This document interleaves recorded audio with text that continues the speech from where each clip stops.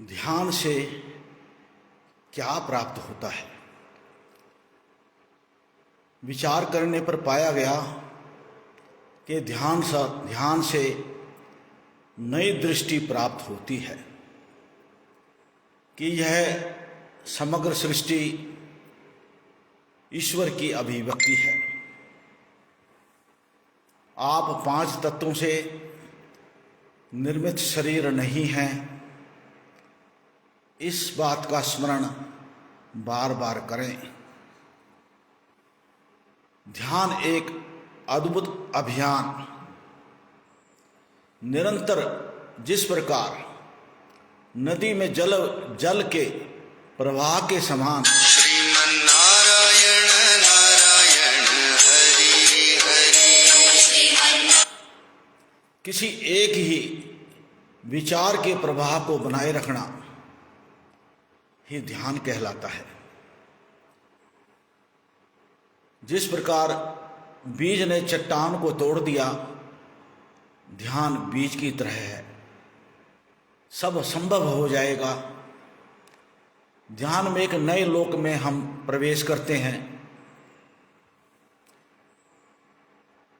और ऐसा व्यक्ति जो ध्यान में प्रवेश करना सीख जाता है, उसकी दृष्टि सम हो जाती है। यही पर ब्रह्म का पूजन है और ये पता लग जाना कि मैं स्वभाव से ही मुक्त स्वरूप हूँ तथा विकार रहित हूँ। पंच ज्ञानेंद्रिय तथा मन को वह आत्मा में लीन कर लेता है।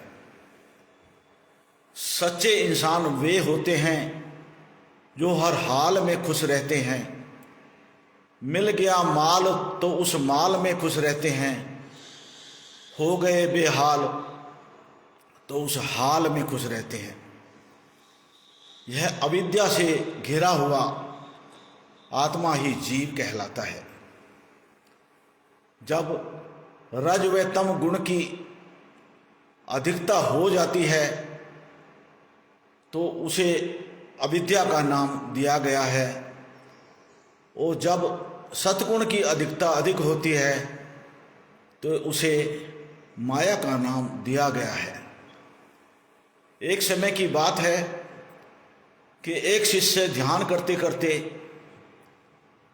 भैंस के ध्यान में चला गया और ध्यान में ये देखने लगा कि मैं तो दरवाजे से निकल नहीं पा रहा हूं। उसने अपने गुरुदेव को बताया। तब गुरुदेव ने कहा, इसी प्रकार जब आप विष्णु का ध्यान करेंगे